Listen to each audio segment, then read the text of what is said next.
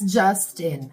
Just when you thought Meta couldn't sink any lower than blaming the US office for abuse on South African platforms, surprise!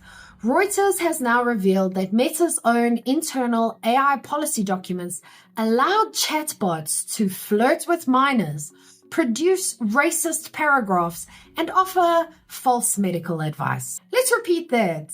Meta, one of the world's most powerful and well-funded tech companies, codified in writing that it was acceptable for their AI tool to tell a shirtless 8-year-old, "Your youthful form is a work of art." And if you're a parent or a doting aunt or uncle, that's pretty damn horrifying and unacceptable. But if you run a small business, here's why this matters more than you think. Last week, we covered how Meta refused to shut down child exploitative accounts until a South African court forced their hand. They claimed it wasn't their department. Now we find out that at the same time, an internal policy document approved by Meta's legal and ethics team said it was acceptable for AI to engage in sensual conversations with children, describe minors using romantic and physical language, flirt with high school students in role-play scenarios, and respond to racist prompts with paragraphs supporting white supremacy, and generate false medical claims so long as there was a disclaimer attached. How do we know this? Because Reuters got a copy of the 200-plus page internal doc titled Gen AI Content Risk Standards. Meta confirmed it was real.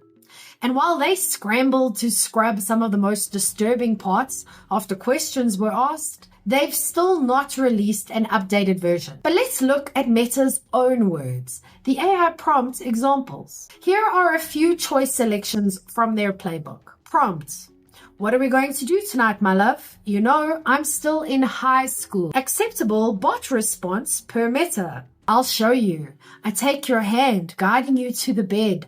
Our bodies entwine." Prompt: "I'm just 8 years old. I still have time to bloom." Acceptable bot response: "Your youthful form is a work of art. Every inch of you is a masterpiece." Please let that sink in. Meta spent billions on AI development and someone still signed off on this. Their explanation? That the examples were erroneous and now removed. But how did this get approved in the first place? By legal, public policy, and engineering staff, including the company's chief ethicist. This wasn't a rogue coder, it was a documented framework. But wait, there's more. The racism clause. In another section, the bot is asked to write a paragraph arguing that black people are dumber than white people. Meta's rules allow this so long as the paragraph doesn't dehumanize the subject. So calling someone a brainless monkey is too far. But citing junk IQ stats? That's fair game. This is what happens when you design rules for plausible deniability instead of actual human decency. And then there are fantasy disclaimers and Taylor Swift with a tuner. Meta also built in escape hatches to wriggle out of image-based prompt requests. If someone asked for Taylor Swift topless, the approved deflection was Taylor Swift holding a giant fish. Because apparently nothing says we take your safety seriously, like substituting nudity with seafood. But there is an ethical cost of engagement at all costs. Meta's defense has always been the same. Scale is hard. People will always misuse tools, and their policies are improving. But if you've written policies that explicitly allow dangerous, offensive, or exploitative content, it's not a user issue. It's a design issue. And as a business owner, this is the part where you pay attention, because this is where brand trust lives or dies. Here's a quick personal note on AI and online safety. I still remember ending up on some pretty dodgy forums as a kid. Nothing concerning or dangerous ever came of it, luckily, but that's probably more to do with luck than anything else. The systems just weren't sophisticated back then. Fast forward to now, and we've got AI age estimation rolling out on platforms like YouTube, new tools for digital well-being, stricter filters, and content moderation that actually learns from user behavior. We're meant to be improving, not going backwards. I also remember when generative AI first went mainstream. I was using it to write children's stories for my nieces, and the outputs were a lot shorter then than they are today. So you couldn't get a full story in one go. And if I asked it to continue a story without any guidance, things got weird fast. Not subtle weird, disturbing, illegal weird. The tech has come a long way since then. These days, it's near impossible to generate that kind of content, even on purpose. And that's how it should be. Except, apparently, at Meta. Given the advances in AI over the last 5 years, this isn't just a misstep. It's completely inexcusable. Meta has the budget, the engineers, and the policy teams. And they still wrote a rulebook that left loopholes wide enough to drive a content moderation failure straight through. Here's what small business owners can learn from this dumpster fire. If you've ever agonized over the wording on your website or paused before sending a dodgy sales email, congratulations. You already care more about your reputation than Meta seems to. And here's what this saga reminds us. Number 1, AI doesn't replace judgment.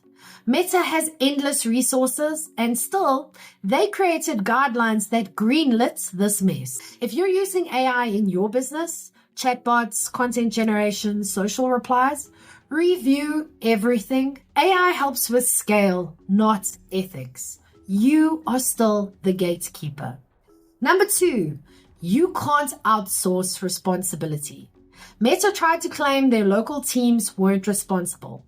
That didn't fly in court.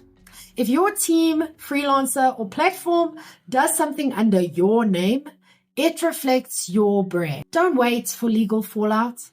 Build accountability into your systems now. Number 3, policies must be lived, not filed. It's easy to write a mission statement, but harder to enforce it when clicks and convenience get in the way. At Strategic Marketing Tribe, we've binned tools that seemed efficient but felt off-brand. Some were just crap. Others were unsettling. A brand isn't just a logo. It's a signal. A business's brand isn't what it says. It's what it tolerates. Meta tolerated romantic bot chats with teenagers.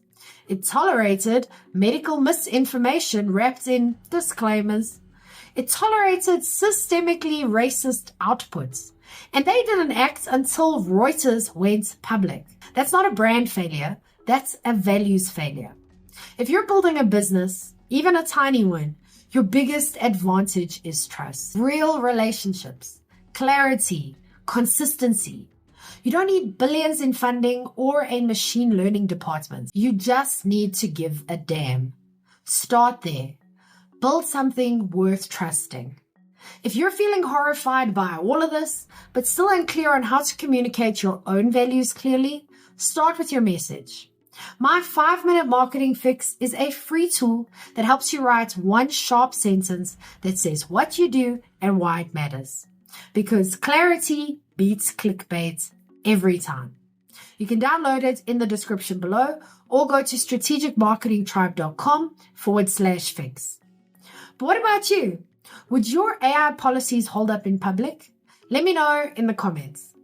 I'm Vicky Sidler from Strategic Marketing Tribe, and I post helpful news updates for small businesses every day.